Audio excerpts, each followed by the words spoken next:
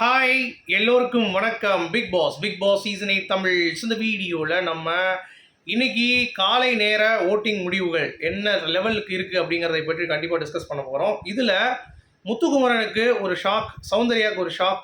யார் அப்படின்னு சொல்லி பார்த்தீங்கன்னா ராணுவ கிட்ட இருந்து.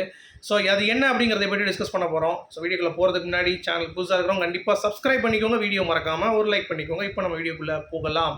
ஸோ பிக் பாஸ் சீசன் 8 தமிழுக்கான காலை நேர ஓட்டிங் முடிவுகள் 3ஆம் நாள் தொடக்கத்தில் பயங்கரமாக இருக்குது. ஸோ முத்துக்குமரன் அவர்கள் 80,000 வாக்குகள், சும்மா ஸ்டாண்டர்டான ஒரு லீடிங்கு, வேறு லெவலில் ஒரு லீடிங்கு.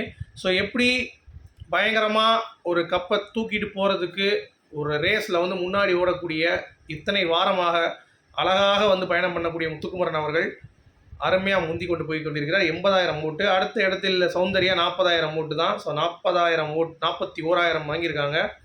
சரியா? ஸோ இப்போ என்ன த்ரெட்டுன்னு பார்த்தீங்கன்னா, ராணவ் அவர்கள் 3ஆம் இடத்துக்கு முன்னேறி இருக்கார். என்னையா சொல்கிறேன் அப்படின்றீங்களா? ஆமாங்க, அதுவும் பெரிய டிஃப்ரென்ஸ் இல்லை. சௌந்தர்யாவுக்கும் ராயனுக்கும் கிட்டத்தட்ட 1,500 வாக்குகள் தான் வித்தியாசம். நாளைக்கு ராணவ் சௌந்தர்யாவை முந்திடுவார். சரி, இதுக்கு முத்துக்குமரனுக்கு என்ன அதிர்ச்சி அப்படின்னு கேட்டிங்கன்னா கண்டிப்பாக இருக்குது. ஏன்னா இந்த ஏஆர்எம் கான்செப்ட் அப்படிங்கிறத நீங்கள் நம்புறீங்களான்னு தெரியல. முத்துக்குமரன் அடுத்த சீசன் கண்டிப்பாக வந்திருந்தாருன்னா முத்துக்குமரன் அப்படின்றது எம். ஸோ கண்டிப்பாக டைட்டில் வின் பண்ணுறதுக்கான வாய்ப்புகள் ரொம்ப அதிகம் அப்படிங்கிறது தான். ஏன்னா இந்த சீசன் 6ல் சம்மந்தப்பட்ட ஒரு நபர் வின் பண்ணுவாங்க அப்படின்ற மாதிரி காலங்காலமாக அப்படி தான் நடந்துகிட்டு இருக்கு இந்த பிக் பாஸில். அதை நானும் நம்பலை. பட் அது கொஞ்சம் கொஞ்சமாக மெட்டீரியலைஸ் ஆகுது அப்படிங்கிறது பார்க்க முடியுது. ஏன்னா இப்போ ராணுவக்கு அடிப்பட்டதாக இருக்கட்டும், எப்படியாச்சும் அப்படி கொண்டு போய் எடுத்துகிட்டு போய் அந்த 6 அப்படிங்கிற இடத்துல அந்த க்ரௌனை கொடுக்கறதுக்கு பிளான் பண்ணுறாங்க அப்படிங்கிறது தெரிஞ்சு போச்சு. ஸோ முத்துக்குமரன் இனிமேல் வார்த்தை விடுவதில் கவனம் வேண்டும். ஏன்னா சௌந்தர்யா முடிச்சு விட்டாங்க, அவ்வளோதான். சௌந்தர்யாவுக்கு மக்கள் மனசில் இப்போ ஹேட் நிறைய ஆகிடுச்சு. ஓட்டிங் பார்த்தீங்கன்னா ரொம்ப ரொம்ப குறைஞ்சிருச்சு. 13%. நீங்கள் யோசிச்சு பாருங்கள். சௌந்தர்யா பார்த்தீங்கன்னா 10,000 ஓட்டு தான் இருந்துச்சு டிஃப்ரென்ஸு. இன்றைக்கி பிளேயெல்லாம் முடிச்சு விட்டாங்க.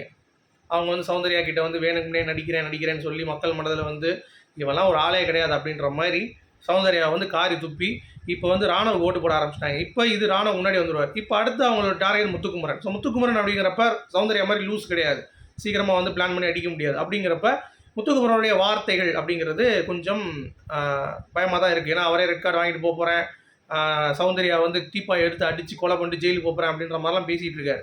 ஸோ அந்த வார்த்தைகளை கண்ணியம் வேண்டும்.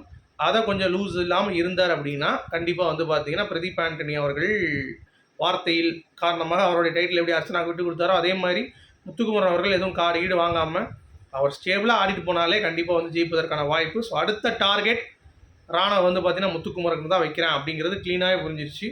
சரியா? So Soundarya out.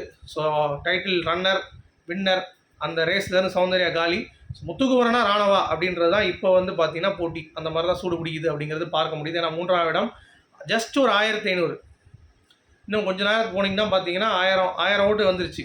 டிஃப்ரென்ஸ் அவ்வளோதான் இருக்குது, 1000 தான் இருக்குது. ஸோ 500 ஓட்டெலாம் இப்போ காலைல 10 மணிக்கு மேலாம் தூக்கி சாப்பிட்ருவாங்க. ஸோ ஜாக்லின் அதே மாதிரி தான் மெயின்டைன் ஆகிறாங்க. அருணும் டாப் 5க்குள்ளே இருக்கார் அப்படிங்கிறது பார்க்க முடியுது. விஷால் ஜெஃப்ரி கண்டிப்பாக வாய்ப்பு இல்லை. ஸோ டாப் 5 இது தான்.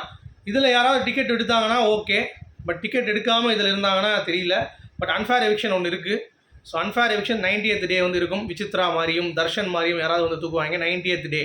சரியா?